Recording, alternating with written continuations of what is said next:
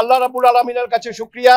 এবং আজকে আপিল সরকার রাষ্ট্র কর্তৃক আনিত সমস্ত আপিল এবং যে সমস্ত পিটিশন ছিল সবগুলো ডিসমিস হয়েছে।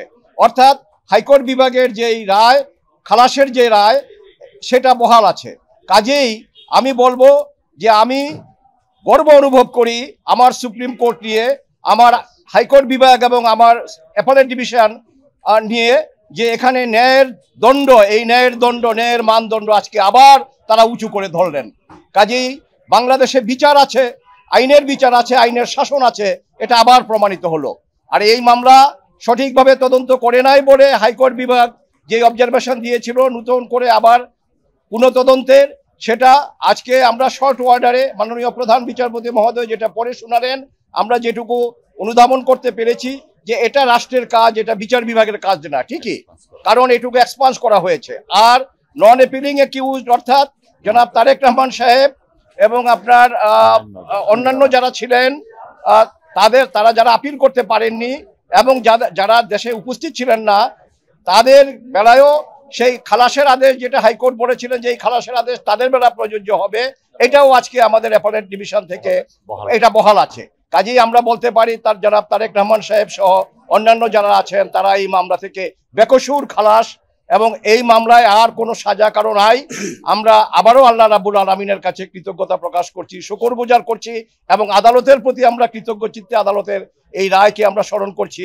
এবং আমি বাংলাদেশের একজন আইনজীবী হিসাবে আমার সুপ্রিম কোর্ট নিয়ে আমি গর্ব অনুভব করি যে আবার প্রমাণিত হলো যে আইনের শাসন আছে, আর বিনা বিচারে অন্যায়ভাবে কাউকে ফাঁসি দেওয়া যাবে না, এটা আবার প্রতিষ্ঠিত হলো।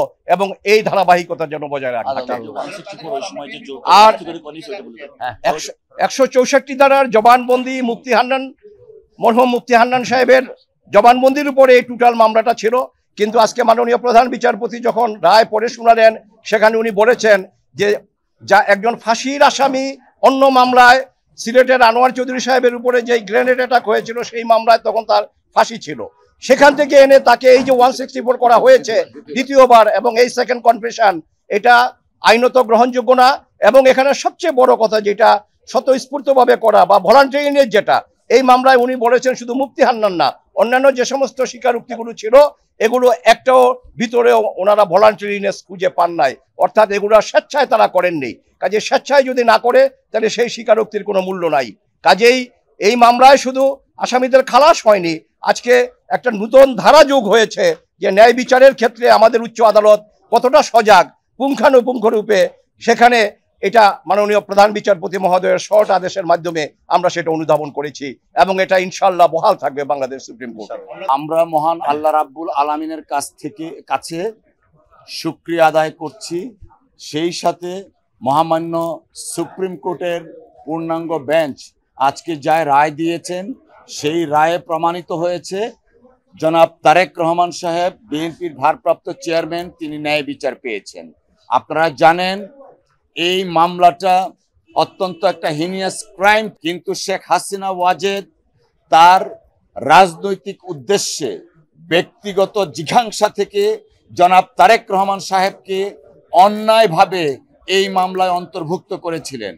আজকে সর্বোচ্চ আদালতের মাধ্যমে প্রমাণিত হয়েছে জনাব তারেক রহমান সাহেব নির্দোষ এবং তিনি খালাস পেয়েছেন।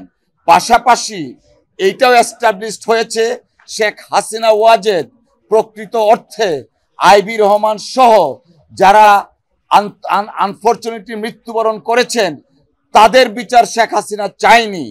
যদি শেখ হাসিনা প্রকৃত অপরাধীদের বিচার চাইতেন, আইবি রহমানের বিচার চাইতেন, তাহলে হয়তো রাজনৈতিক জিঘাংসার বশবর্তী হয়ে জনাব তারেক রহমান সাহেবকে এই মামলায় অন্তর্ভুক্ত করতেন না।